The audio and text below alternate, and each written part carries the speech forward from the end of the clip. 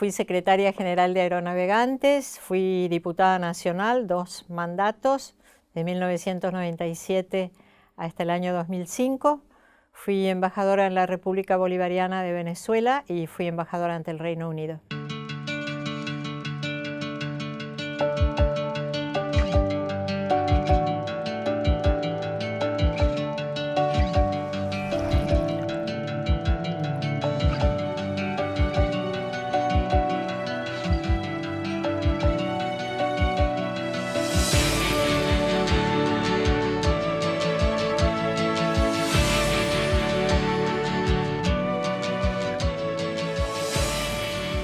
Malvinas es una gran metáfora de la soberanía.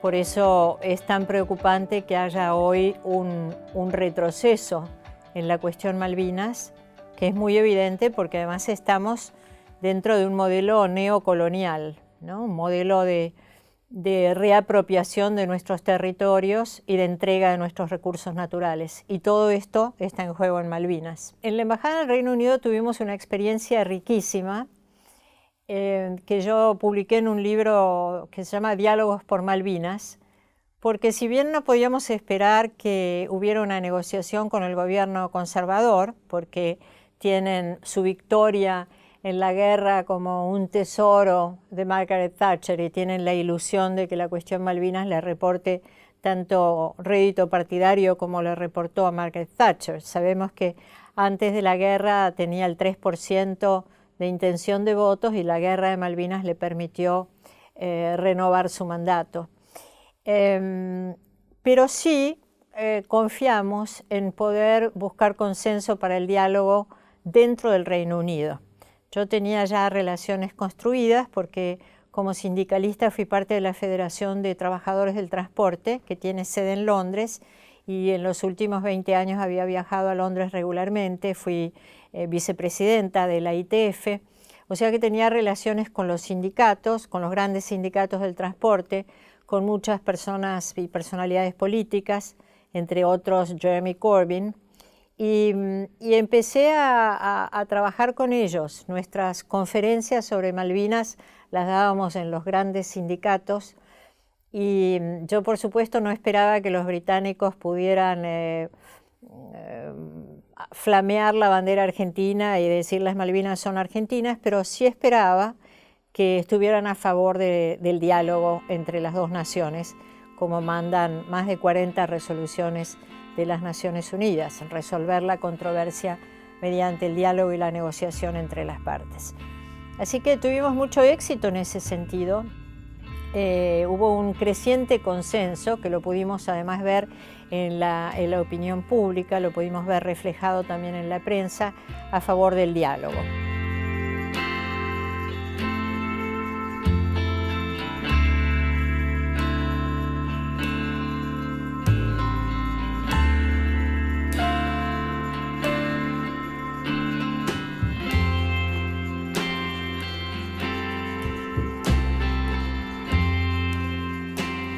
Por un lado, dentro de la crisis en el Reino Unido causada por las políticas de ajuste de los conservadores, es decir, ajustes en vivienda, ajustes en salud, el precio altísimo de la educación, hicieron pensar a muchos británicos que no querían ver sus impuestos invertidos en una gigantesca base militar en unas islas remotas para evitar una invasión que nunca ocurrirá.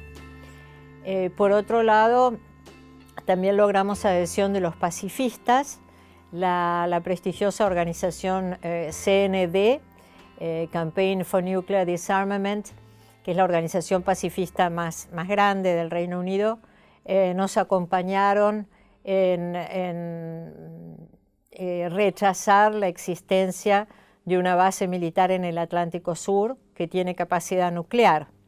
Como sabemos, nosotros tenemos al sur de nuestro continente una gigantesca base militar, más de 1.500 efectivos británicos pertrechados con buques de guerra, aviones de combate, tanques, misiles y hasta un submarino nuclear, contra el Tratado de Tlatelolco que impide la proliferación nuclear en América Latina y el Caribe. Logramos el acompañamiento de los pacifistas, logramos el acompañamiento de los ambientalistas que saben que, como nosotros, que la explotación de petróleo en las Islas Malvinas sin una adecuada vinculación logística con el continente podría conducir a un desastre ecológico mayor al que ocurrió con British Petroleum en el Golfo de México, por ejemplo. Porque un derrame en una plataforma offshore en aguas continentales de Malvinas llegaría muy rápido al continente. Y también de muchas personas, personalidades políticas, intelectuales, activistas, formadores de opinión, y hasta el propio Jeremy Corbyn, que hoy es el líder del Partido Laborista y muy probablemente sea el próximo primer ministro británico, fue parte del grupo Pro Diálogo Malvinas. Todo ese enorme esfuerzo ahora está siendo desperdiciado. La Embajada Argentina en Londres ya no convoca a esas actividades o a esas reuniones o a ese diálogo que realmente puede ser muy constructivo.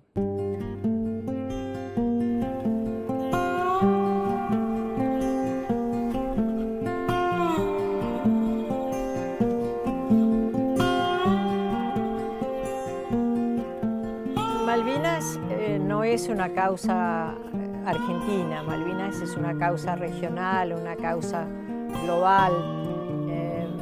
Y durante la última década, cuando hubo esa coincidencia de pueblos y líderes políticos que conformamos un bloque regional con objetivos compartidos, objetivos de soberanía política, de independencia económica, que solo pueden ser alcanzados en la unidad regional.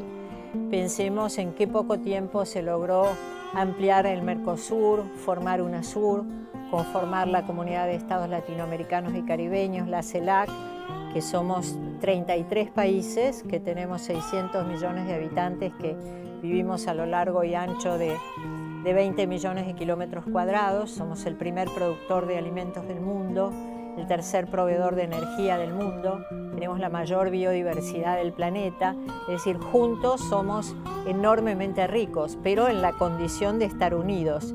Y ahora hay una verdadera implosión de ese bloque regional, como sabemos el gobierno de Macri, el gobierno de Temer, los gobiernos llamados los gobiernos que se han autollamado el Grupo de Lima, yo los llamo el Cartel de Lima, porque en realidad son un grupo de gobiernos sin ninguna autoridad moral para, por ejemplo, criticar a Venezuela, son verdaderos agentes de la desintegración regional. Y esto, por supuesto, que tiene que ver con la pérdida de densidad del reclamo de soberanía, que antes era tomado también como una causa regional, ¿no? La lucha contra el neocolonialismo es un imperativo ético de todos los que queremos un mundo de iguales, un mundo de naciones soberanas que puedan dialogar entre sí.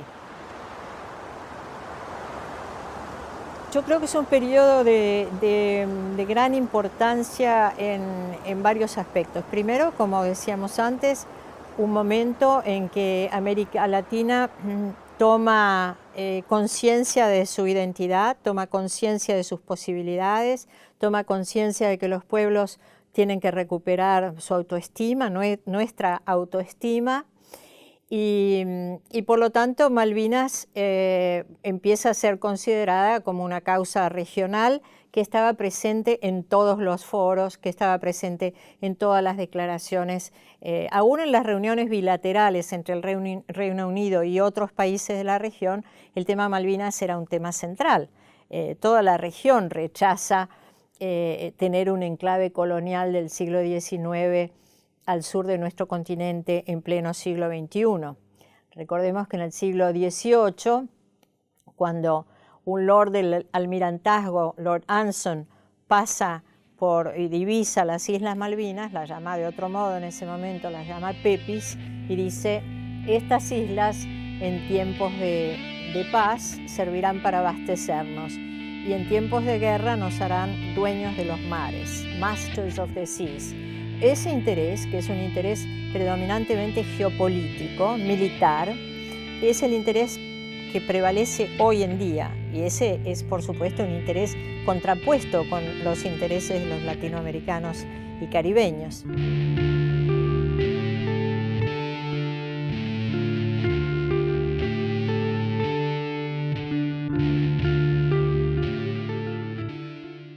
Como decía Perón, la política exterior es la política.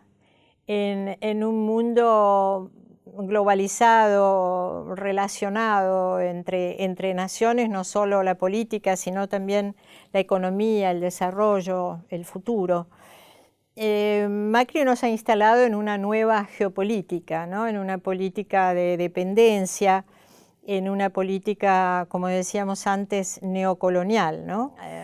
Macri debe pensar en la Argentina como una colonia próspera. Cuando el diario Página 12 lo entrevistó en 1997, Macri dijo a Página 12, no entiendo esto de las soberanías. Y hizo una comparación con Israel, que tenía poco territorio, no entendía por qué la Argentina reclamaba las Malvinas, que era, según él tenía entendido, un costo adicional para los británicos. Como presidente de un club de fútbol no era relevante lo que dijera, pero el problema es que sigue pensando lo mismo como jefe de Estado de la nación argentina. Y las Malvinas son, por supuesto, metáfora de nuestra soberanía, son metáfora de lo que está sucediendo en política exterior. Por ejemplo, el gobierno ha renunciado a los acuerdos intrarregionales. Nosotros, con la comunidad de estados latinoamericanos y caribeños y con la decisión de tener una política sólida dentro del bloque regional, habíamos aumentado mucho el comercio intrarregional y esto podía dar prosperidad a millones de personas. En la última década, 92 millones de personas salieron de la pobreza en América Latina. Y esto obviamente podía haber seguido floreciendo en un intercambio regional que tenía una enorme proyección, con economías que son complementarias y con avances científicos que se podían además dinamizar en un intercambio de cooperación. En cambio, Macri está pendiente, como sabemos, de la negociación entre el Mercosur y la Unión Europea y de las negociaciones que puede tener con los Estados Unidos. Por acá pasó el canciller de Trump, Rex Tillerson, vino a visitar lo que el propio Departamento de Estado llamó sus socios regionales, Regional Partners, y dentro de estos socios está bien calificado el presidente Macri, a quien el gobierno de los Estados Unidos le indicó muy claramente que tenían que aumentar sus agresiones contra Venezuela, que tenían que desconfiar de China y de Rusia, etc. Es decir, Macri tiene una política de sometimiento a las grandes potencias en la ilusión de que esto podría traer esa lluvia de inversiones que por supuesto nunca ocurrirá. Yo creo que este es un momento difícil para nosotros, pero ¿qué va a pasar? Creo que en poco tiempo vamos a recuperar el reclamo de soberanía en la densidad que tiene que tener, no solo a nivel nacional, sino a nivel regional, latinoamericano y caribeño. Esto también pasará en la historicidad larga del reclamo de Malvinas, ¿no? Yo no ubico Malvinas en el enclave de la guerra, digamos, ubico Malvinas en una historicidad más larga, la ubico en la historia del imperialismo británico, en la pretensión británica de establecerse en el Río de la Plata en 1806 y 1807, en esa vocación imperial que comparte con su socio privilegiado, el Reino Unido, con los Estados Unidos de América, y que nosotros tenemos que volver a desafiar, ¿no? Nosotros no somos cualquier pueblo, nosotros somos el pueblo que rechazó las invasiones inglesas, nosotros somos el pueblo que una y otra vez sueña con una independencia verdadera, con lo que nosotros sentimos en la década pasada como nuestra segunda independencia, ¿no? Después de 200 años de estar negada la unidad de América Latina y el Caribe, nos reencontramos, nos reconocimos. Ese reconocimiento está en los pueblos, es un yacimiento afectivo, es un yacimiento político que yo creo que vamos a recuperar. Y Malvinas es, por supuesto, un lugar donde pensar en nuestra soberanía, donde ejercer nuestra soberanía y donde no claudicar.